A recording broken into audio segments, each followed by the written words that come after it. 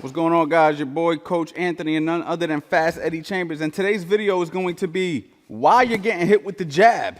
Okay, now this video was inspired because I have people in my 2.0 that they post their sparring and they post their fights and they're getting hit with the jab, and a few people who send me pictures of them training and they're getting hit with the jab and they're jabbing and they're not realizing why they're getting hit with the jab.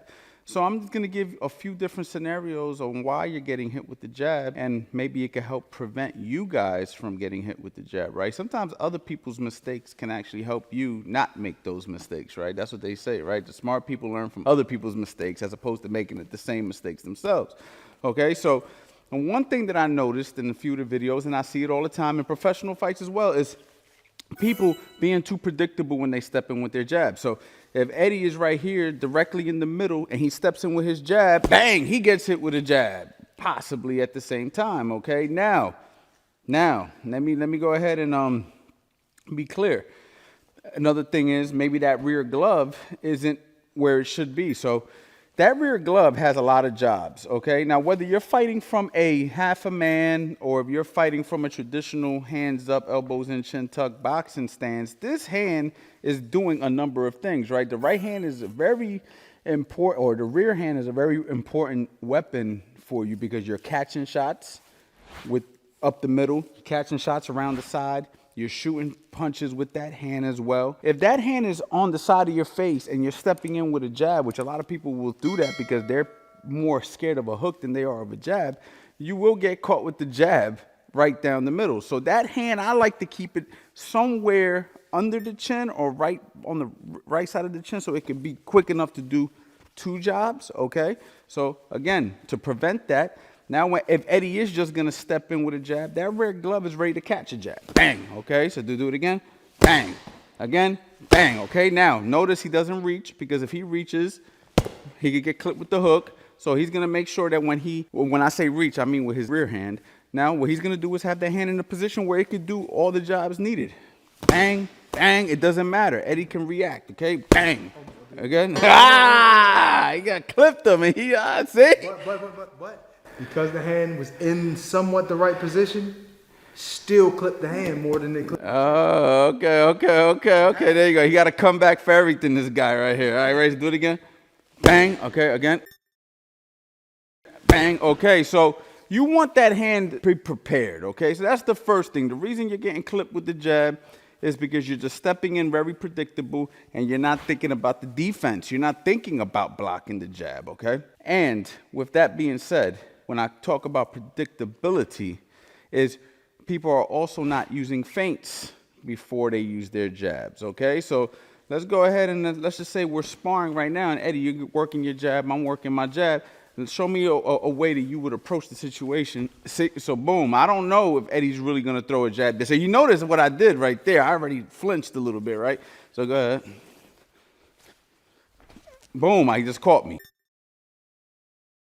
You see what I'm saying? So that's what it comes down to. It comes down to using your feints as well. And what I like to tell people, and I got a video on here on feints, you have head feints, hand feints, and foot feints, okay? Your hand feints are obviously making believe you're going to punch. Your foot feints are making believe there. Maybe I'm making believe I'm going to go there. I go here. And then your head feints are, of course, making believe I'm going to go there, making believe I'm going to go there with my upper body. So utilize all three. You know what I'm saying? So maybe you're boxing a guy, you're using a little bit of a hand feint there, a little bit of a foot feint there, a little bit of a head feint there, and boom, then you sneak in a jab. I don't know, whatever. But those are the ways you can be creative. The next thing is stepping in with your jab without utilizing any head movement. If we understand that, especially if you're boxing someone a little bit taller than you, you don't want to step directly down the middle with your jab. You want to slip outside as you're popping your jab. Bang, there you go. Now, you don't want to just slip outside popping your jab, right? This comes back to using the feints. Doing those different things, me not knowing, jabbing to the body sometimes, jabbing to the head sometimes, doing different things so I don't know exactly when he's going to throw the jab. And then when I think I got him, bang, he catches me here, or bang, he catches me here. So popping a jab and moving your head off the center line is very important. You have to do it, okay? Because if you keep your head directly in the middle, you're just going to exchange jabs. And if somebody's got a better jab than you know what I'm saying? Or if they're a little bit taller than you, you're going to lose that battle.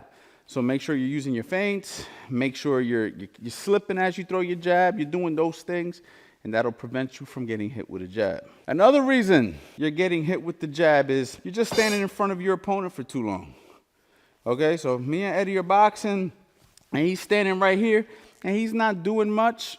He's a sitting target for a jab. I mean, simple. And you'd be surprised how many guys just either walk straight in or they stand right in front of their guy or whatever with their hands up like that.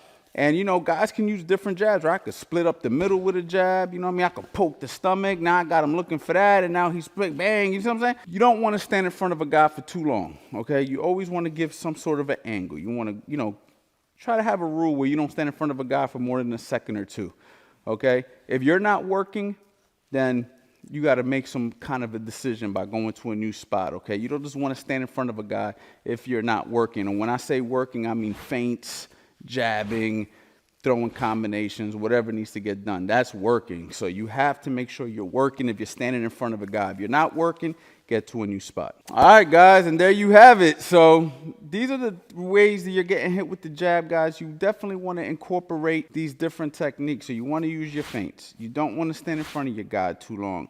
You want to mix up your punches, mix up your jabs, head, body, body, head. Make sure you're not doing the same thing over and over again where you can get countered with a jab or right hand or any other shot for that matter. But for the most part, you want to make sure that you're not making these mistakes, because if not, you're a sitting duck. Guys, if you guys want to go to the website, coachanthonyboxing.com, and you already know, boxing life.